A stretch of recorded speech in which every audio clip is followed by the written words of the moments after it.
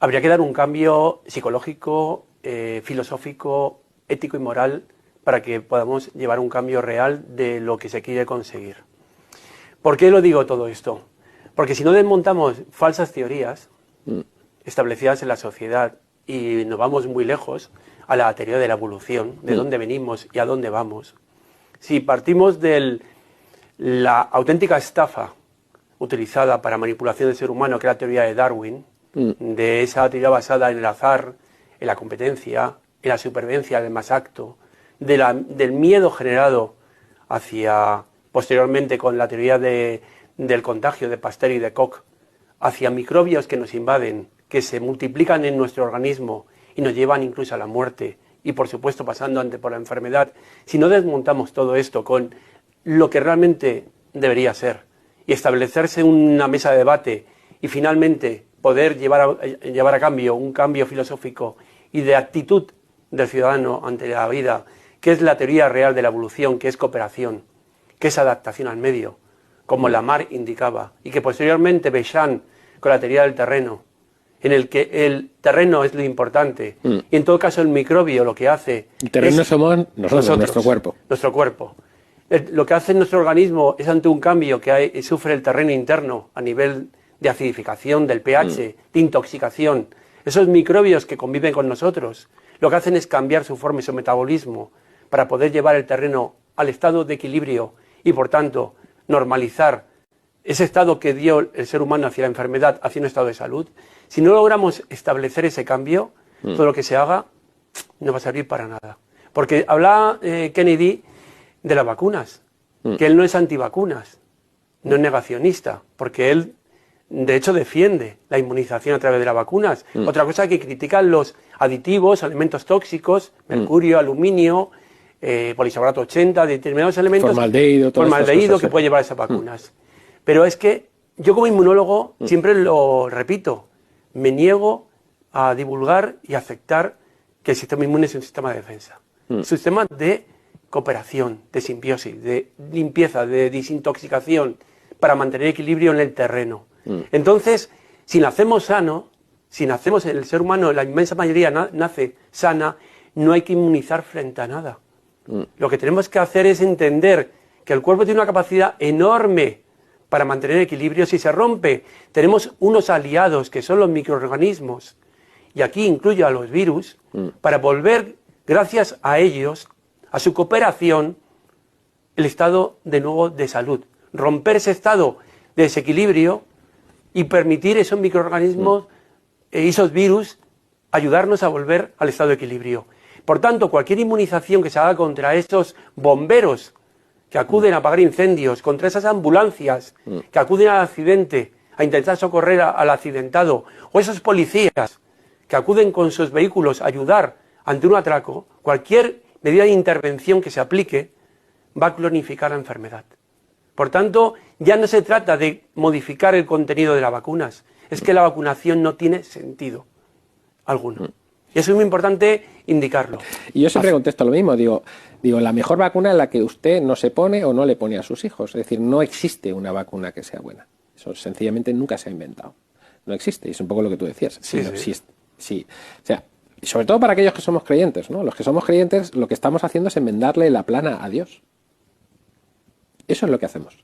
¿Qué quiere decir eso? Nosotros sabemos, decimos que sabemos, o hacemos caso a aquellos que creen que saben, que nuestro cuerpo, cuando nacemos, es imperfecto, es incompleto. Por eso, durante generaciones, los niños han nacido y que nosotros estemos aquí hoy es fruto de eso. Pero hemos decidido que eso está mal y que nosotros sabemos mejor y que hay que mejorar algo que es perfecto, ¿no? Porque Dios lo ha hecho perfecto.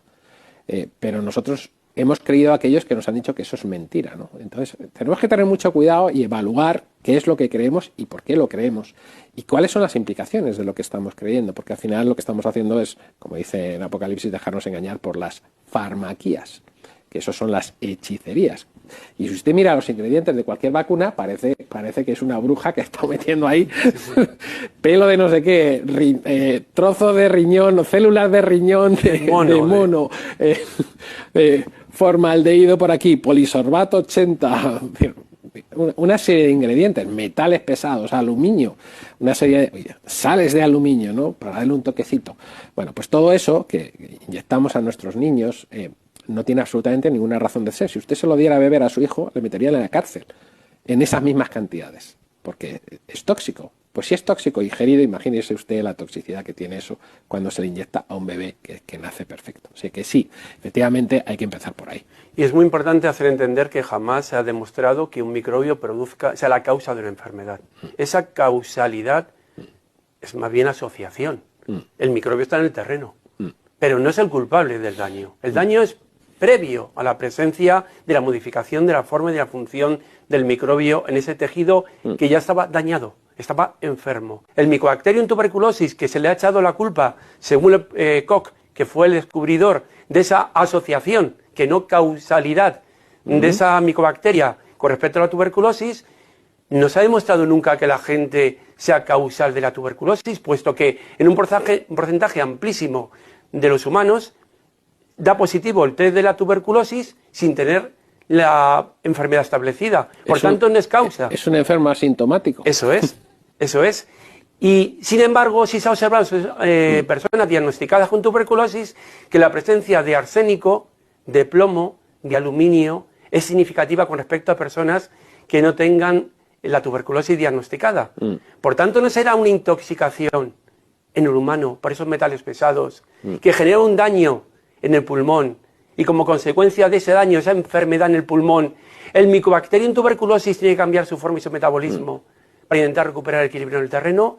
No será el ganado que está inhalando esas partículas que nos tiran los aviones de arsénico, de aluminio, que está generando un cuadro clínico de daño pulmonar y que le echa la culpa al Mycobacterium bovis de la causa de tuberculosis en el ganado.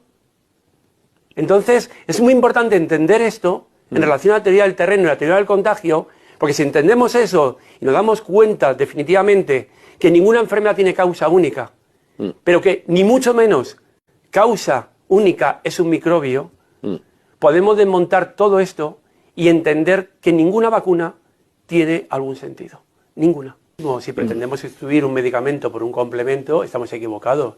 La clave está en entender los mecanismos que puede adoptar un individuo, un hábito de vida para poder tener una buena salud. Yo que me dedico a medicina funcional, a medicina ortomolecular, evidentemente utilizo complementos, pero para hacer una corrección molecular de medio interno, para volver al equilibrio ese medio que ha sido alterado, pero podríamos evitar que se alterase si hacemos una educación por la salud, haciendo entender al ser humano que debe volver a las costumbres ancestrales, volver al equilibrio con el medio, volver a esos hábitos de contacto con el sol, como tú decías ahora, y también con la exposición, evidentemente, a unos ritmos biológicos, unos ritmos circadianos adecuados. Yo creo que en todas esas medidas que están fenomenal, porque es un paso importante para quitar peso a esa mafia absoluta que domina la industria de alimentación y farmacéutica, que podamos tener, digamos, esa visión, esa visualización, especialistas que estamos realmente ayudando a la salud de otra forma, pero hay que hacer una educación para la salud y yo no veo en esa propuesta cambios académicos de momento. Cambios académicos no solamente en los estudios universitarios, sino en estudios de high school, de secundaria, en los que hagamos ver desde pequeños a los niños, a través de las escuelas, a través de las enseñanzas, que hay otra forma de entender el mundo, la vida, la espiritualidad, que es muy importante para poder revertir el estado de enfermedad y de mantener un estado de salud más potente en la sociedad. Que en la vida hay que tener una misión, hay que saber tener un sentido de vida y hay que saber también que nuestras autoridades, desgraciadamente, no miran por nuestro bien, no miran por nuestra salud y la gente se tiene que responsabilizar de su vida y de su salud. Es un punto muy importante la parte espiritual. Yo siempre digo que nos han alejado de la espiritualidad y del sentido de vida.